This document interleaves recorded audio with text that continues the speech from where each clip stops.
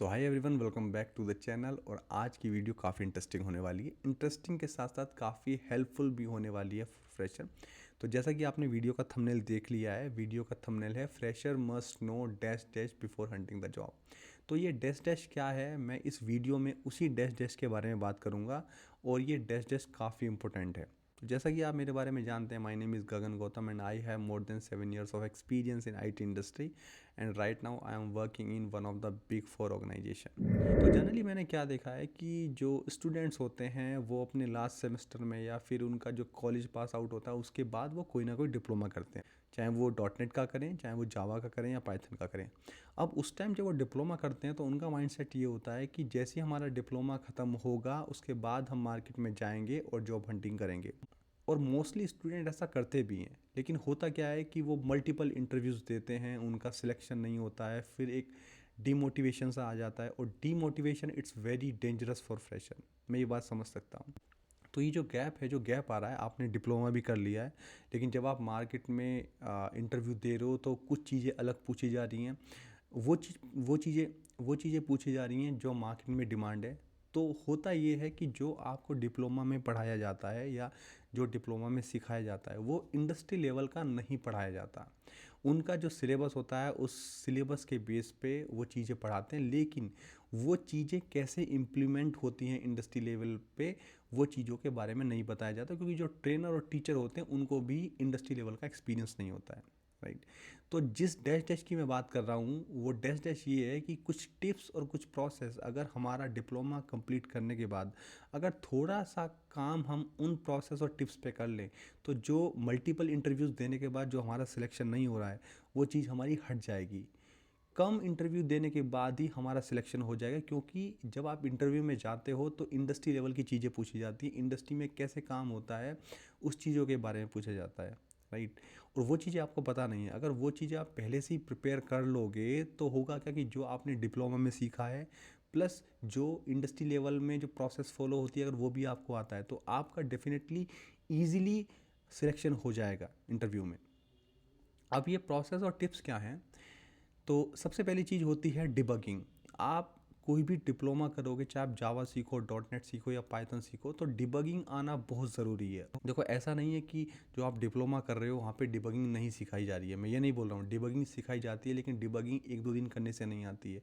Debugging कोई छोटी चीज़ नहीं है कि डिबगिंग आप 1-2 दिन के अंदर सीख जाओगे। डिबगिंग एक प्रोसेस है जहाँ पर आप कोड के अंदर जाते हो और कोड के अंदर चीज़ों को फाइंड आउट करते हो कि जो डेटा है वो कैसे फ़्लो हो रहा है। एक कंपाइलर की तरह आपको कोड को समझना होता है। और अगर आपसे कोई ये बोले कि भाई ये कोड है, इस कोड को समझ लो, तो एज़ पर माई एक्सपीरियंस मैं बता रहा हूँ कि विदाउट डिबगिंग आप कोड को कभी नहीं समझ सकते। क्योंकि जब आप कोड को डिबग करते हो तो लाइन बाई लाइन आप देखते हो कि डेटा कैसे फ्लो हो रहा है, किस वेरिएबल में कौन सा डेटा आ रहा है, लिस्ट क्या डेटा रिटर्न कर रही है। तो डिबगिंग आना इज़ वेरी मस्ट। और मोस्टली क्वेश्चन में डिबगिंग के बारे में पूछा भी जाता है कि आप क्विक वॉच के थ्रू डेटा को कैसे ट्रैक कर सकते हो। क्योंकि डिबगिंग ऐसा नहीं है कि आप लाइन बाय लाइन कोड को डिबग कर लो बस हो गया। डिबगिंग में बहुत सारी एडवांस चीज़ें भी होते हैं। आप क्विक वॉच के थ्रू किसी वेरिएबल की वैल्यू को कैसे ट्रैक कर सकते हो। लेट से अगर आपका कंपाइलर लाइन 1 से स्टार्ट होता है और लाइन 10 तक जाता है तो जो वेरिएबल है उसकी वैल्यू कहाँ कहाँ पर चेंज हो रही है, तो क्विक वॉच के through we can easily find out. और डिबगिंग के साथ साथ आपको कोड कमेंट करना आना चाहिए, कोड को अनकमेंट करना आना चाहिए। कमेंट हम कब करते हैं, अनकमेंट हम कब करते हैं। और अगर आपने देखा होगा कि अगर आप विजुअल स्टूडियो में काम करते हैं तो वहाँ पर 2 मोड होते हैं, एक डिबग मोड होता है, एक रिलीज मोड होता है। दोनों मोड में क्या डिफरेंस होता है, तो ये सब चीज़ें मोस्टली पूछे जाते हैं इंटरव्यूज़ में, ये सब चीज़ पूछी जाती हैं। अब सेकंड चीज़ जो आती है वो मोस्टली क्वेश्चन ये पूछा जाता है कि डिप्लॉयमेंट कैसे होता है। इवन दो फ्रेशर से वो उतनी उम्मीद नहीं करते कि वो पूरी लाइफ साइकिल डिप्लॉयमेंट की बता जाए, लेकिन वो ये चेक करते हैं कि जो कैंडिडेट को वो हायर करने जा रहे हैं वो बस कोड लेवल की नॉलेज है या उसको इंफ्रा लेवल की भी नॉलेज है।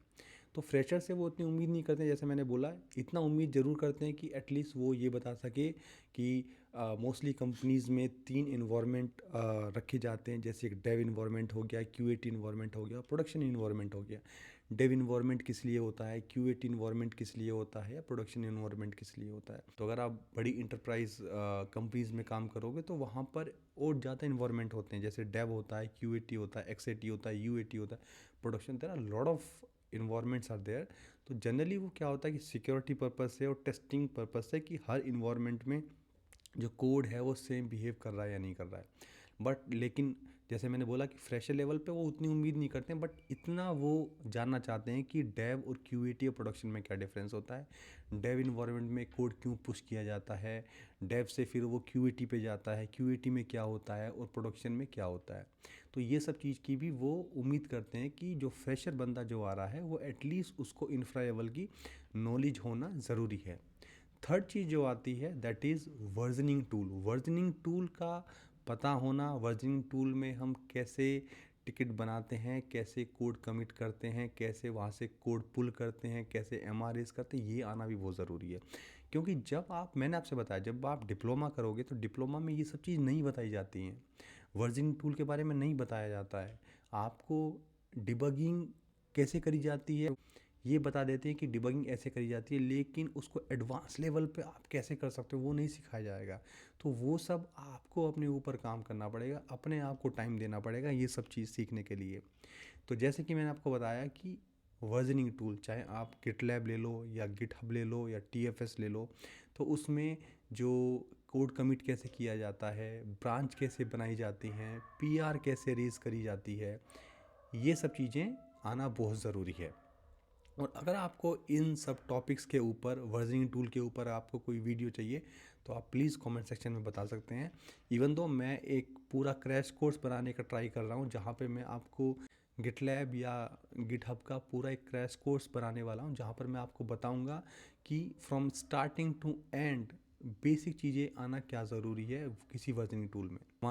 और अगर आप इसके साथ जैसे गिट या गिटलैब की अगर जो कमांड, अगर आप कमांड के थ्रू ऑपरेशन परफॉर्म करना अगर स्टार्ट कर दो तो उसका काफ़ी एड ऑन आपको डेफिनेटली मिलेगा। क्योंकि जनरली क्या होता है, लोग जो भी आईडी यूज़ करते हैं, जैसे आप विजुअल स्टूडियो यूज़ कर रहे हो या विजुअल स्टूडियो कोड यूज़ कर रहे हो, तो वहीं से लोग अपनी ब्रांच बनाना, कोड कमिट करना, पुल रेज करना या एमआर रेज करना, वो सब चीज़ वहाँ से करते हैं। लेकिन आपको ये कमांड से भी करना आना बहुत ज़रूरी है कि आप कमांड के थ्रू कैसे ब्रांच बना सकते हो, कैसे लेटेस्ट कोड ले सकते हो, कैसे ब्रांच को चेकआउट कर सकते हो, ये चीज़ भी बहुत ज़रूरी है। लेकिन इसके ऊपर अगर आप देखोगे तो यूट्यूब पे बहुत सारा कंटेंट अवेलेबल है, आप किसी भी एक वीडियो में जाकर देख सकते हो कि वर्जनिंग टूल कैसे इंडस्ट्री यूज़ करती है। अपार्ट फ्रॉम दिस आपको एटलीस्ट कोई भी यूनिट टेस्टिंग फ्रेमवर्क की नॉलेज होना बहुत ज़रूरी है कि यूनिट टेस्टिंग हम कोड में कैसे लिखते हैं, यूनिट टेस्टिंग लिखने के फ़ायदे क्या हैं और किस तरह आप यूनिट टेस्टिंग के थ्रू आपको अपने कोड को पास कर सकते हो,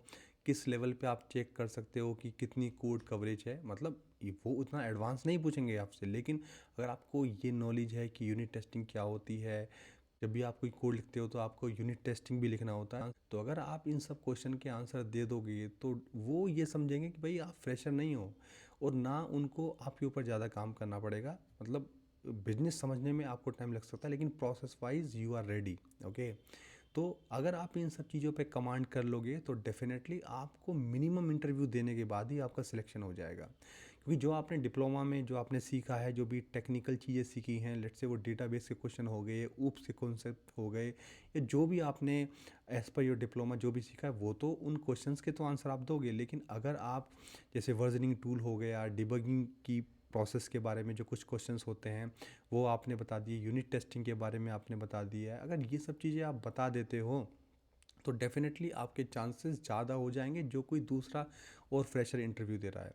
तो यही था जो मैं डैश डैश के बारे में बोल रहा था। आपको डिप्लोमा करने के बाद 1 से 2 महीने अपने ऊपर टाइम दो, इन सब चीज़ों को सीखो और फिर उसके बाद जाओ आप मार्केट में इंटरव्यू दो, और डेफिनेटली आपका बहुत ही कम टाइम में सिलेक्शन हो जाएगा और आपको काफ़ी अच्छा पैकेज भी मिल सकता है। देखो आप ये चीज़ समझो कि अगर आपको वर्जनिंग टूल नहीं आता है, आपको यूनिट टेस्टिंग नहीं आती है, आपको पता नहीं कि इन्वायरमेंट कितने टाइप्स के होते हैं, किस तरह कोड पुश होता है, कैसे डेव से क्यूएटी पे जाता है, क्यों डेव होता है, क्यों क्यूएटी होता है, और डिबगिंग आपको नहीं आती है, राइट, तो आपके लिए बहुत टफ होगा। आप सिलेक्शन तो ले लोगे, लेकिन जैसे ही आप कंपनी के अंदर जाओगे तो आप बिल्कुल फ्रस्ट्रेट हो जाओगे, क्योंकि ये सब चीज़ प्रोसेस हैं, राइट, ये आपको सीखनी पड़ेगी और ज़्यादा इन सब चीज़ों को कोई बताता भी नहीं है।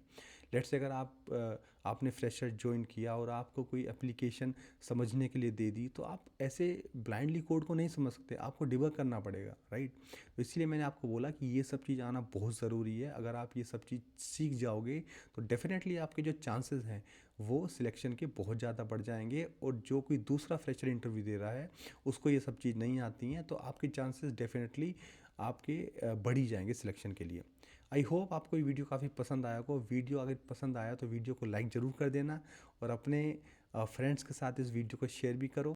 और इस चैनल पर नए आए हो तो चैनल को सब्सक्राइब भी ज़रूर करके जाना। वीडियो देखने के लिए थैंक यू सो मच।